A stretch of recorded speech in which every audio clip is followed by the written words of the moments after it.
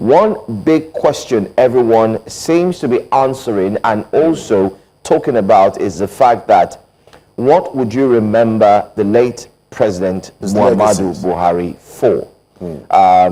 Quite frankly, and sad at the same time, the responses have not been all too positive. Nigerians as a whole have continued to recount some of the negatives, if you say it that way, of his administration and the impact, while others have also recounted the positives. In other words, it's a mixed bag. Yeah, it's a mixed bag, like you'd say. But then again, what would Nigerians remember him for is very paramount, as it sets the tone for what the current administration should start thinking about.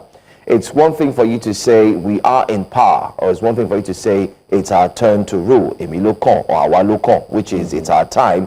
It's another thing for you to now say, while it's our time, we're able lasting impact, positive impact and legacy. Yes. When you're done with your administration, so people can remember you for the good, because you cannot police how people react when you're gone, or the assessment of your administration. But what you still have the power to do is to change the narrative and leave your name in the sands of time. That's right. That's right.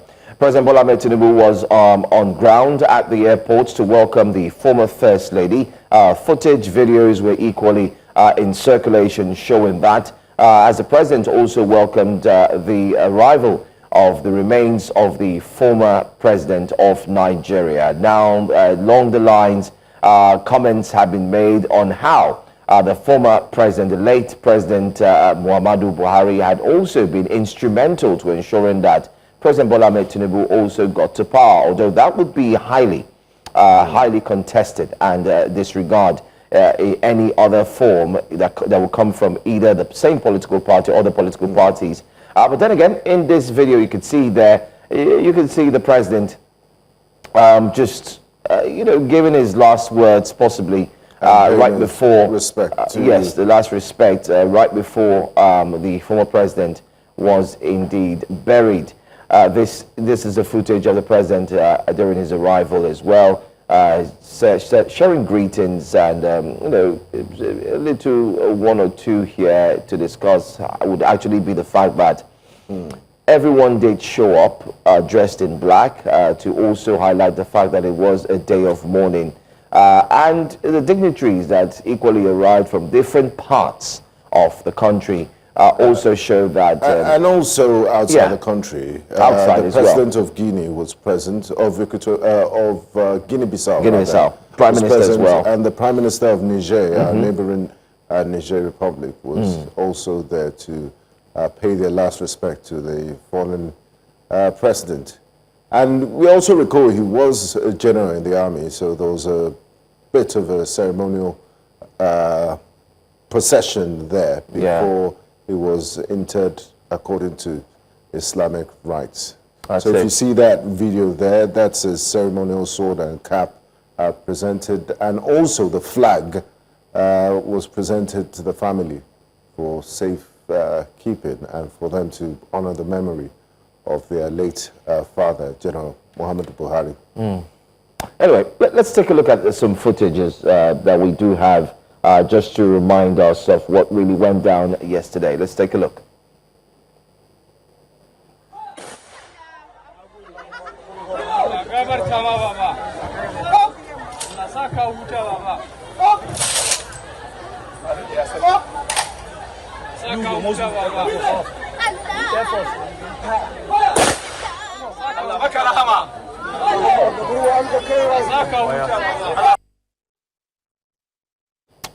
You see, whether you like it or not, the Holy Book says that the living are aware and are conscious that they would eventually die.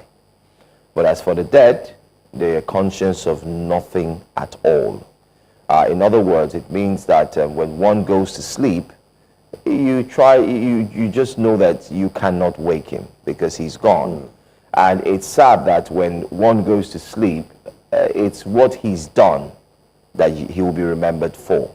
The things that he's done, like you also mentioned, the footprints that is left in the sands of time would equally what be he what did people would between that in that hyphen, you know, born on this day. Exactly. I have a friend who always says that the most important part of every human's life is that hyphen.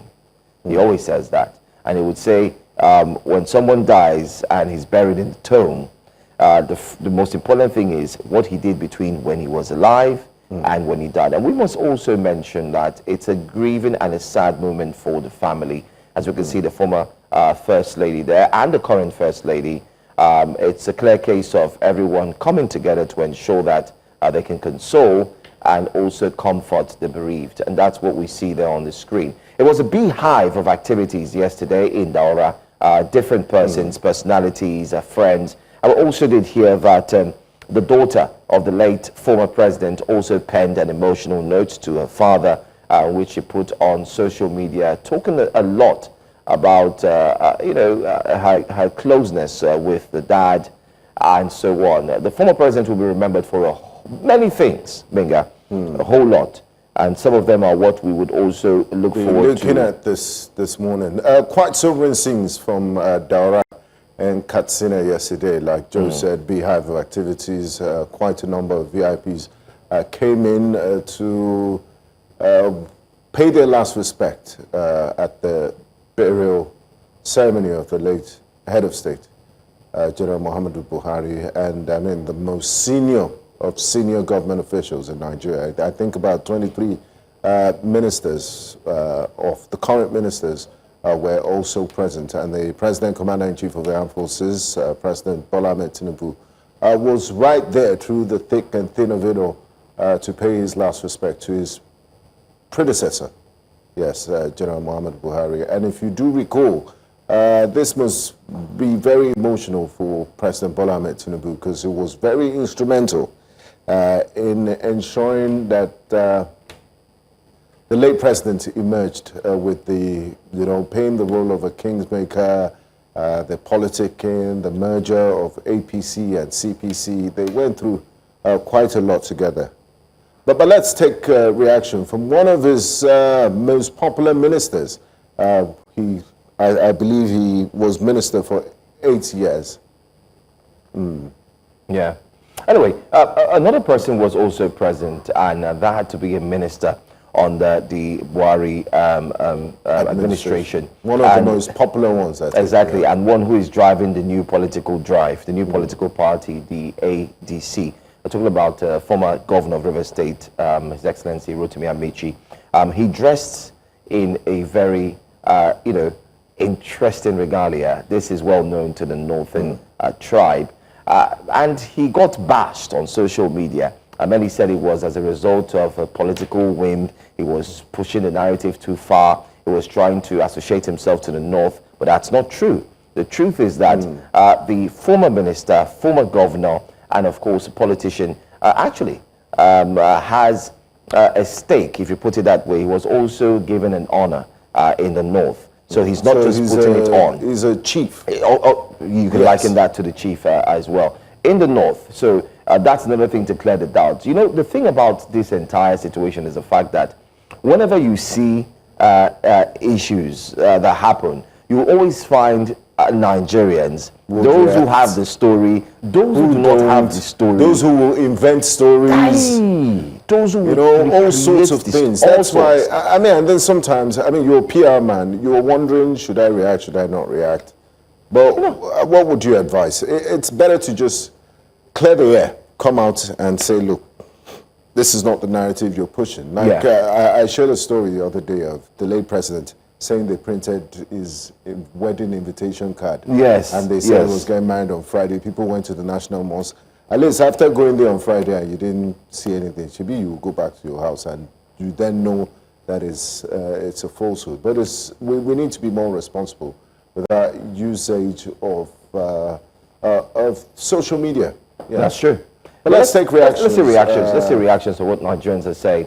Most importantly on X. Ibitu Promise says, #2027, the Southerners are trying everything possible to marry the North. Sheikh Rotimi Amaechi. Okay, big guy, you might want to take the next tweets, please. Okay, let's see the next. Is this dress up really necessary, or are you really trying to win the hearts of the Northerners? So you truly have plans for 2027. Engineer Festus Brave there. Nigerian politicians are content creators, says DN Passion. Let's see if we have more tweets. Even on the day of Buhari's burial, Amaechi is playing politics.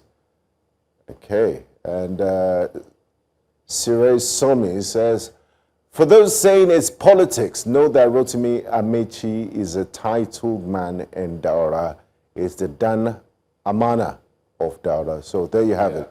Yeah.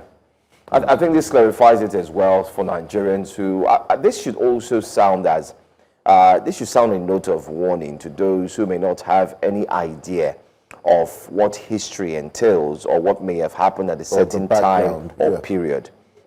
It's okay for you to just, join people and speak, but it's also all right for you to take time to just go on Google and type. Or try and understand the context. And if you don't, you don't have to react to everything. If you have no idea about something, then you just keep quiet. Yes.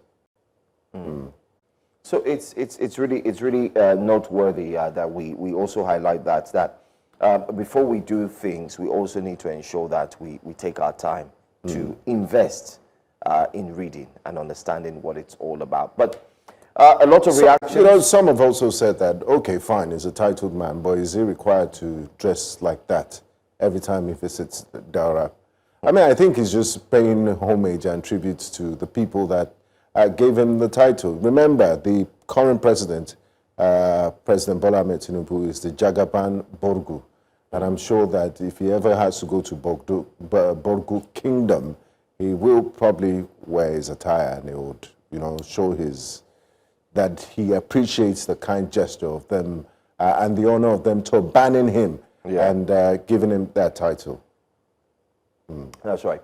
But someone was missing, and a lot of Nigerians many Nigerians were expecting to have seen him there, especially coming from the background of recently showing that he's very humble and he's subservient as much as possible to people, and very active as well.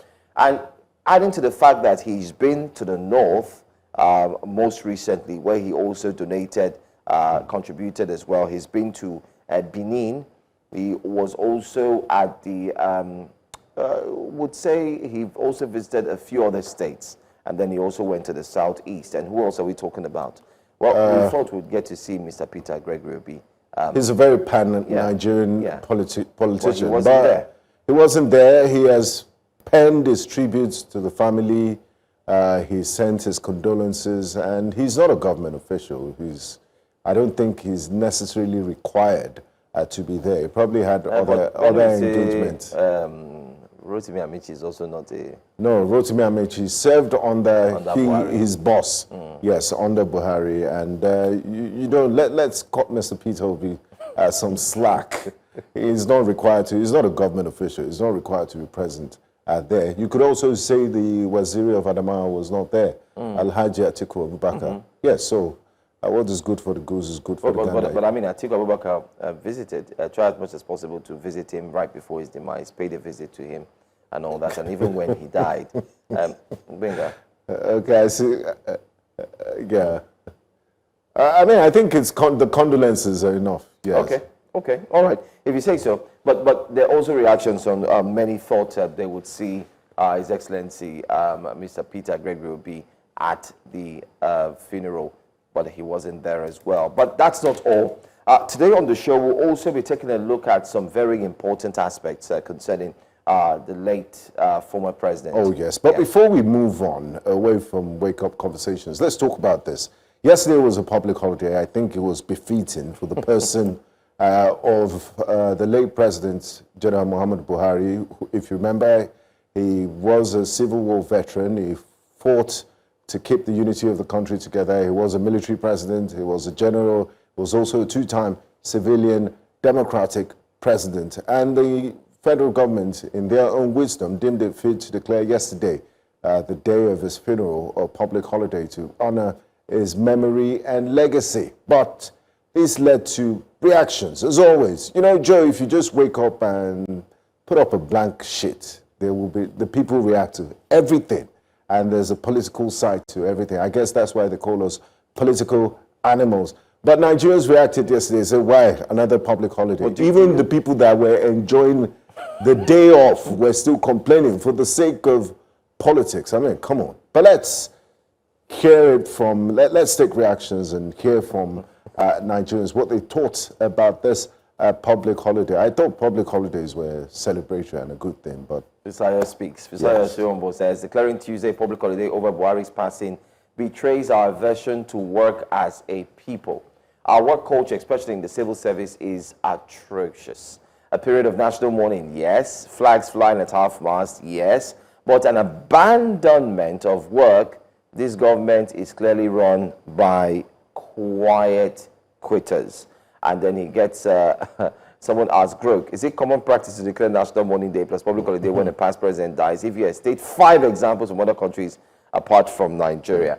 And I don't know if we followed up with that. But then again, let's see more responses. How can a public holiday be declared at the 9th hour like this? Many people have had appointments planned, and for some, sticking to their schedule is crucial. Missing that day could have serious consequences for them. Court judgments, embassy appointments, and other important plans have all been disrupted by the most incompetent government in history. That's what O Square feels, and that's exactly what he says. Well, who else is speaking? Okay, Chidio Dinkalu, CGOF, of course, a very popular economist and one who is a tough talker. He says Abubakar Tafawa Balewa died in office, no public holiday. Aguiyi Ironsi died in office, no public holiday.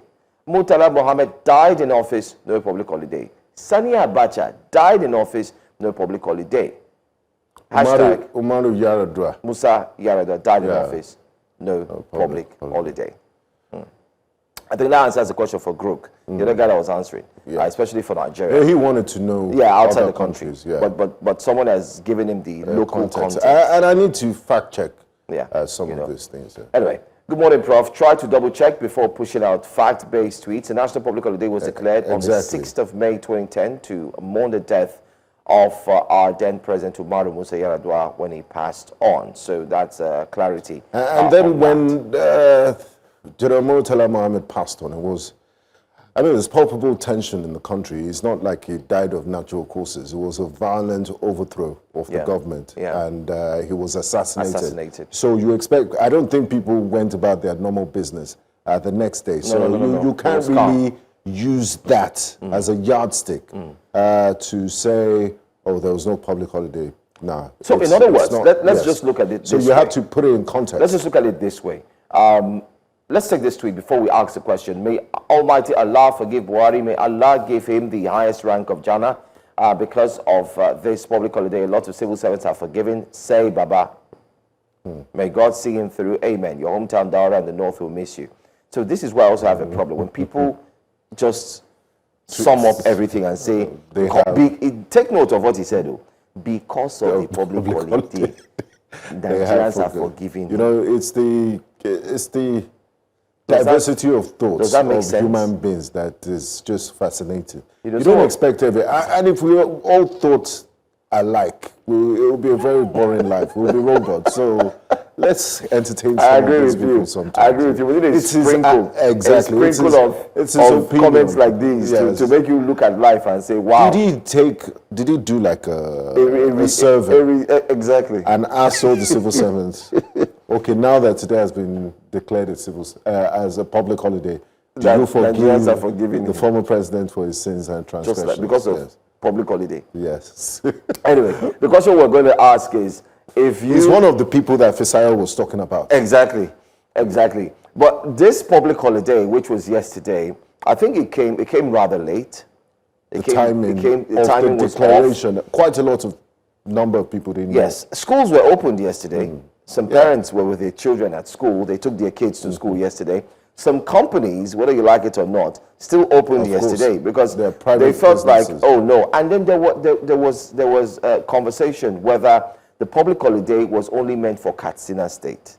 was only meant for people in Dora. But the Interior Minister announced it, so it's nationwide. Yeah. And then we might get to a point, because it's becoming rampant, we're getting too many holidays, that private companies will decide that, look, if the government declares a public holidays for government workers, where private sector would continue business as usual. Well said, Benga. Well said. This conversation was equally had yesterday. I did meet a few persons who said they went to work. You know, that it's government. It's not. While some others, of course, some private sector workers would be seeking for any opportunity to just relax. Of course, because they're national honor and public holiday. Maybe we should have our own special holiday. But imagine when the police and everybody leaves strikes. Like Mr. Shore, we had a conversation with him the other day, and he was proposing a strike. That police should strike. That's and I like the question you asked there, Shore, that if the police strike, what will happen to security? Wouldn't the armed robbers who are watching the show then, like they put it, they're like, boys, wait, did you hear? Police want to go on strike. Opportunity. Let's do what we have to do. And everybody will start rushing into the supermarkets and then robbing people. What would you say? So, but the good thing is, I mean, for those in Lagos State, we have, there's backup. What's the backup? There's OPC. There's also Neighborhood Watch. Kick against it. Then there's Kai. There's some last man can also use their car to block the armed robbers. Something like that. Last man was not built for that thing. I'm sure when they hear, but they wear uniform now. It does not identify. Don't you hear the phrase, uniform personnel? A uniform man, don't you have respect and for I think that word has been abused. That word, uniform personnel, has been abused in all form and context. Because even Kai will tell you, I'm a uniform personnel. Yes. While we agree that it is an English word to identify you as belonging to a unit or belonging to a particular body, there's a certain, they kind of feel special. There's this thing it does to your shoulder. Yeah. Even man of war, they feel their body. Oh yes, their shoulder, there's this thing it does to them. Anymore. So they say, this uniform puts me in a higher pedestal. And then it leads to that question, do you know who I am? Which is a problem. This thing should be studied by psychologists, by sociologists in university. We agree. So if you're watching and you're a final year student, you're thinking of a project topic, the glorification of uniform personnel, and do you know who I am in Nigeria? Case study. Case study. Focus in Nigeria. We always find a way to segue off some of the very hard-hitting thoughts and conversations to make it a bit easy for you whenever we start wake-up conversation. And that's exactly what we've done. But we'll be looking into the life and times for the another day, especially on the former President Muhammadu Buhari. And you may ask, why are we doing that? I mean, they've done it twice. I heard someone on radio screaming that enough is enough. We've been talking about it. I'm like, no, you don't do that. I mean, the impact of his governance, we're still feeling the effects of it. So it's only right. It's the biggest news. Absolutely.